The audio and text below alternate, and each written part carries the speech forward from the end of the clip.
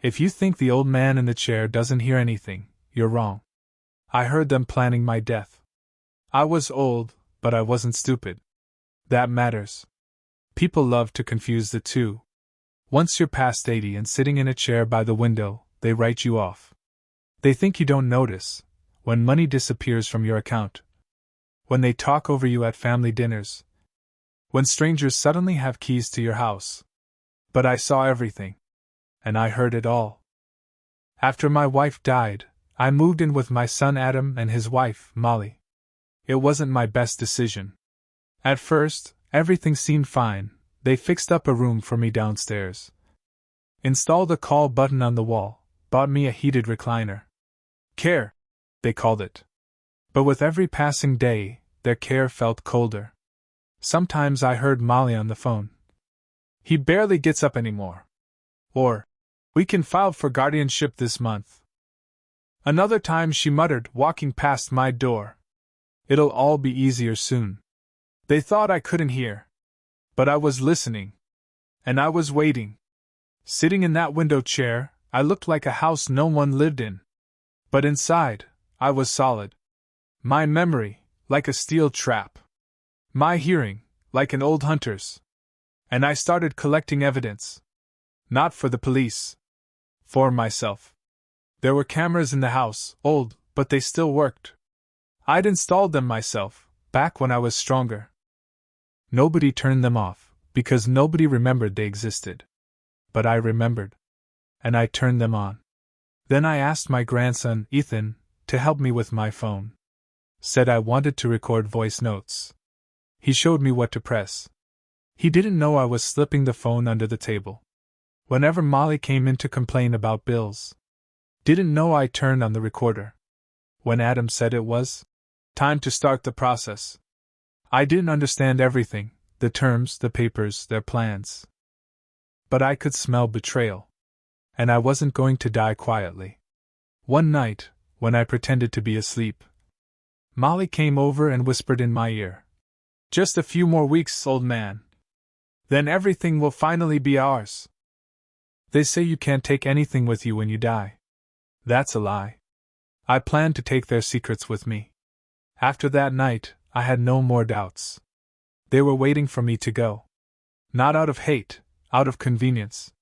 I had become a burden, a line item on a spreadsheet, a living reminder of a past they didn't want. But I am not garbage. I am a father, a husband, a veteran. And if they were going to bury me, it wouldn't be in silence. I started preparing. First, I made backups of the recordings. The cameras gave clear footage, good enough to read lips, catch words. My phone gave me sound. Every closed-door conversation, every coded sentence, I saved it.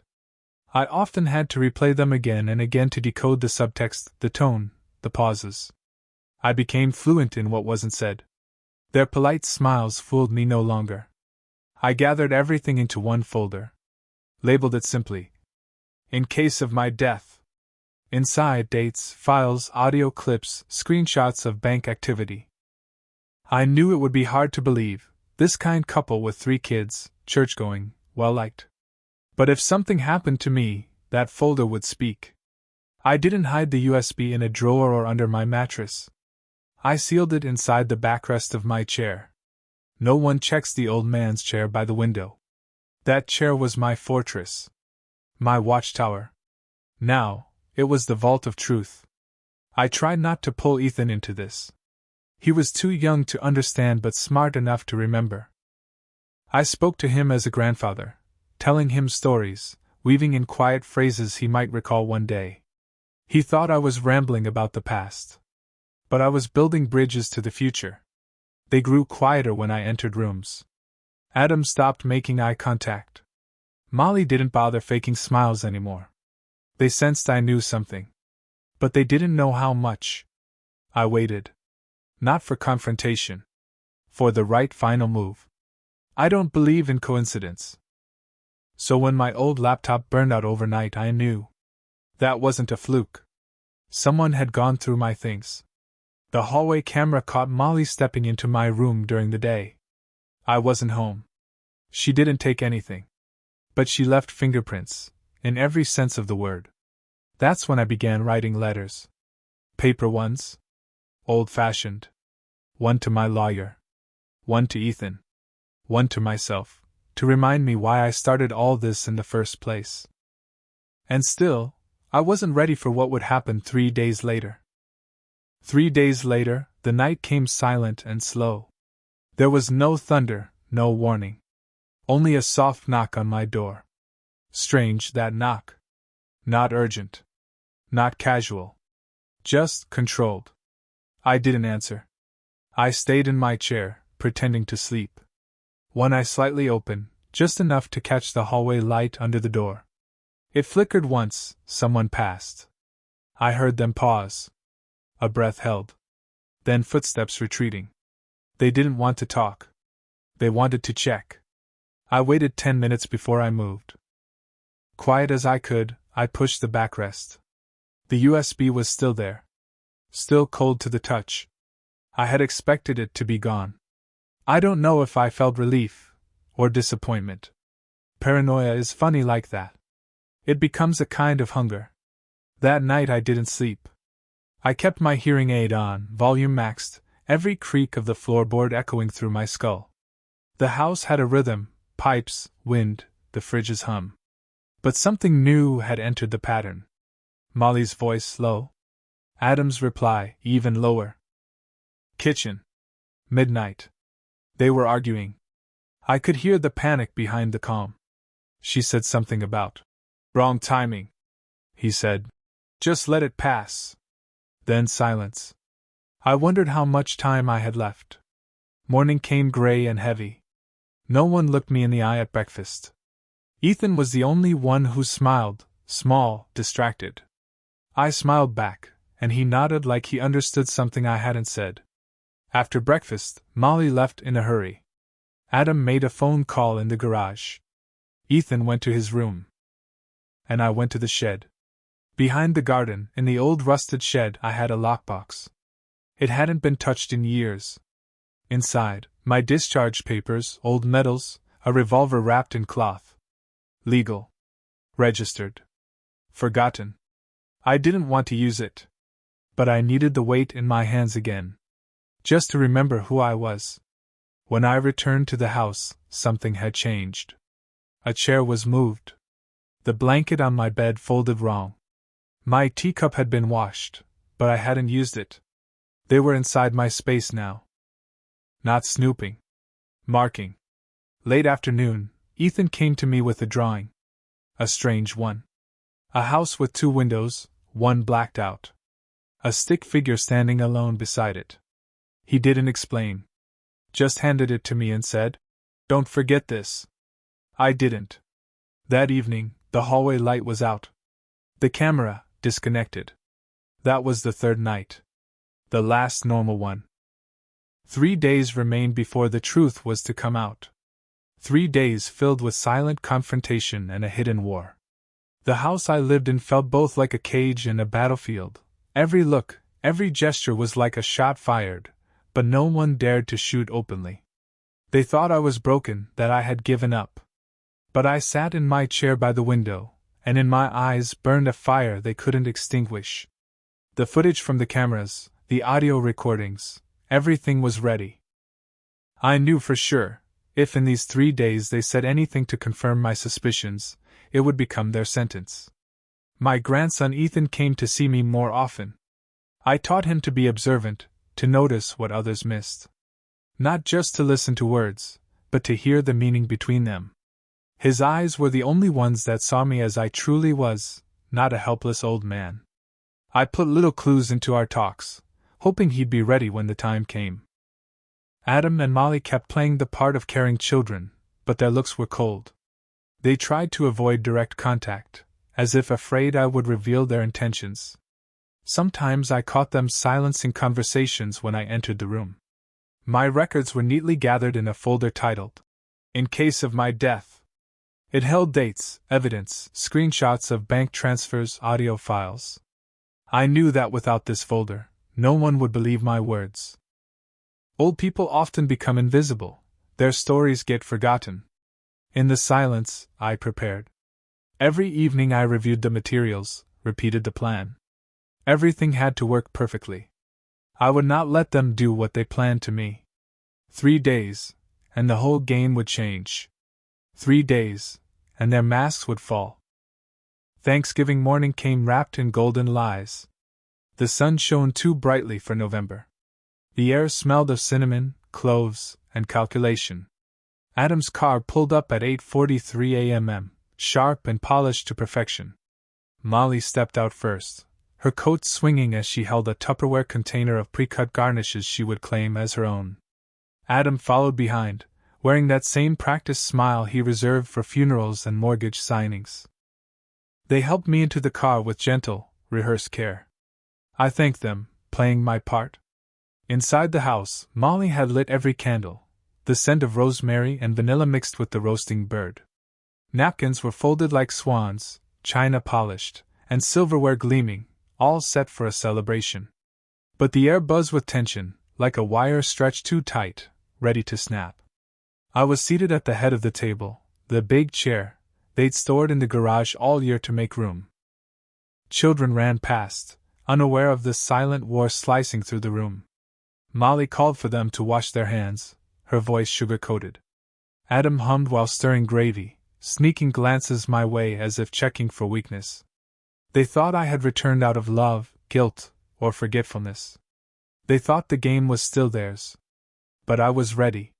The microphones sewn beneath my sweater collar picked up every whispered exchange. The tiny lens hidden in the living room cushion pointed straight at the dining room, capturing every calculated move. Ethan was parked down the street, watching, recording, waiting. Dinner was served at 3 p.m. sharp. The family bowed their heads as Adam led a brief prayer full of empty gratitude and grace. His voice trembled in all the right places. Dinner conversations rolled like waves. The kids passed the bread, made jokes, talked about school. Lies piled up like mashed potatoes on a plate. I chewed slowly, letting the warm food melt the steel beneath my ribs. At 3:26, Adam stood up, wine opener in hand. "Dad, let's raise a toast to your return," he said with strained cheer. Just then, the TV turned on by itself. The screen, silent for hours, lit up with a cold, sharp image, video from their own kitchen, their own voices. "He's more dead than alive, Adam," Molly's voice said. "No rails, no walker." "Boom," Adam added. "The old man still thinks we love him." Molly again. The room froze. Forks suspended midair. Glasses trembled in hands. One of the kids whispered, "What is that?" Molly dropped her knife with a sound like a gunshot. Adam lunged for the remote, but the screen locked. At that same moment, blue and red lights slammed against the windows. Police cars filled the yard, engines humming low and steady. Doors flung open, footsteps echoed through the house. 3 officers entered without knocking. Behind them stood Ethan, not the boy I once shielded from bullies, but a man in a black coat, eyes sharp as razors. A woman in uniform stepped forward. Her voice was steady and firm. "Adam Ransom. Molly Ransom.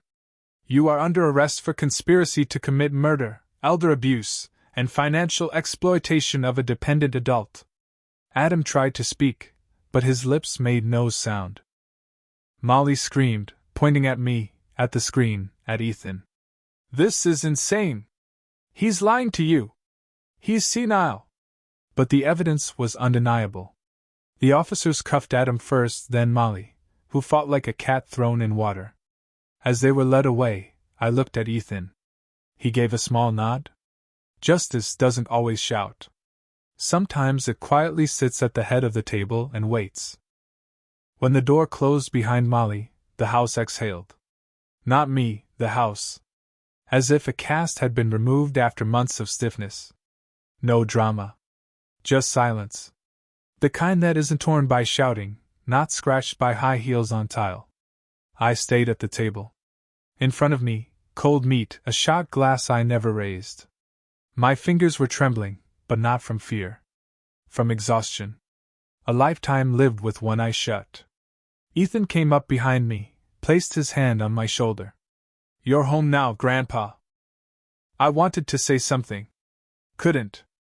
The next 2 days passed like a dream. Too vivid to be real, too quiet to be a dream. Someone from social services came by in the morning. Asked how I was feeling, offered a psychologist. A psychologist. I survived 3 wars, family ones, not military. I made it through. And now, with the enemy no longer living on the other side of the wall, I don't need a psychologist. I need peace. On the 3rd day, the smell of coffee returned. Real coffee. Not that sludge Molly used to make from leftovers. But strong, fresh coffee, like in the old days. Ethan brewed it himself, in the old copper says I'd hidden since my wife passed. He sat across from me. Silent. I stayed silent too. "You knew from the start, didn't you?" he finally asked. "No. I felt it. And that's worse." He nodded, like he understood. And I knew he did. That evening, for the first time in ages, I walked through the house. Each step, like flipping through an old photo album. There was the armchair I used to read in, before they shoved it into a corner. There was my wife's room, now empty. There was the key to my workshop, the one Molly had locked. So it wouldn't get dusty. I opened it. The smell of wood, oil, and time. Everything was still there. The tools. The old clock. Even the photo in a frame, me and my wife, young, in uniform. We had just moved into this house. I stood there, staring. 10 minutes. Maybe an hour. And then I realized I wasn't alone. Ethan walked in, quiet as a cat. In his hand, a black box. "This is for you. I found it all." Inside were letters. All the ones I wrote to my wife when she was in the hospital. But never sent. Molly had found them once and hidden them. She hadn't destroyed them, just hid them, like she was afraid memory might be stronger than her lies. I pulled one out. The handwriting trembled, but the thoughts were steady. Alive. Just like I had been then, on the front line, under fire, but with faith that I'd return. "Thank you," I said. "This is only the beginning," Ethan replied. That night, I didn't sleep in the chair. I slept in a real bed. In the room where she and I once lay. Under a blanket that smelled of mothballs and something else, home. Through the half-open door I could hear the soft tapping of keys. Ethan was typing something. Probably a report. Or maybe a letter. I liked to believe it was to someone who mattered. I closed my eyes. Not because I was tired. Because I was at peace. The courtroom greeted me with coldness and indifference. It smelled of paper and a thin layer of despair, as if not only cases but people's fates were brought here. I entered without support, without a cane. That day I had to be stronger than ever. At the defendant's table sat Adam and Molly. Their faces were pale and tense, their eyes avoiding the truth as if afraid to face it. There was no pity or remorse, only fear. The prosecutor opened the case with precision and ruthlessness. She presented video footage from our home, cold, emotionless images revealing the plan to get rid of me. Adam's and Molly's voices sounded merciless, discussions about removing handrails, forging documents, talks about how the old man won't last long. All of it was captured on cameras, microphones, and in chats decrypted by Ethan and his team. I listened to every word, recalling how it all began. How I was slowly pushed out of life, step by step. I wasn't just a sick old man, I was a living memory standing in their way to claim everything I had built. The judge carefully examined the evidence, letting no defense argument slip through. When it was my turn to speak, I stood and looked at those who tried to betray me. "I am neither blind nor deaf," I said firmly. "I saw your plans, heard your conversations. You wanted to get rid of me to take the money and gain freedom. But I will not give up. I am here to tell the truth and demand justice." A silence fell over the room. Ethan sat beside me. His calm and confidence were my shield. His presence gave strength not only to me but to everyone who believed justice was still possible. The prosecutor concluded her speech, demanding the maximum punishment for Adam and Molly so their example would serve as a warning to others. The judge took a moment to consider all the evidence, but I already knew the truth was on my side. This day was not just a trial. It was my last battle for life, for dignity, for the right to be heard. And I was not going to lose. The judge entered the courtroom. Silence fell instantly. Everyone froze, awaiting her words as if this was the final stroke deciding not only the fate of the case but of my life. I stood straight, though my heart pounded like a hammer, not from fear, but from the tension of the long battle that had finally brought me here. Adam and Molly Ransom, she said calmly but firmly, are found guilty on all charges: conspiracy to commit murder, elder abuse, financial fraud, and exploitation of a vulnerable adult. A murmur spread through the room. Someone quietly sobbed, another slowly clapped. I saw Adam lower his head, and Molly turned pale. Their faces were no longer masks. These were the faces of defeated, broken people. The judge continued, "Given the severity of the crime and the inhumanity of their actions, I sentence you to the maximum prison term without the possibility of parole until full restitution is made and sincere remorse is confirmed." I felt the weight lift from my shoulders. But joy did not come, not immediately. Instead, a hollow feeling settled inside me. How many years had I lived among them, knowing I could become their victim? How much pain had I endured? And now, silence. The law was on my side, but life had not become easier. As I left the courtroom, Ethan met my gaze, full of respect and relief.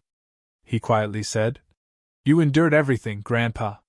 You fought and you won." We exchanged looks in silence. No words were needed.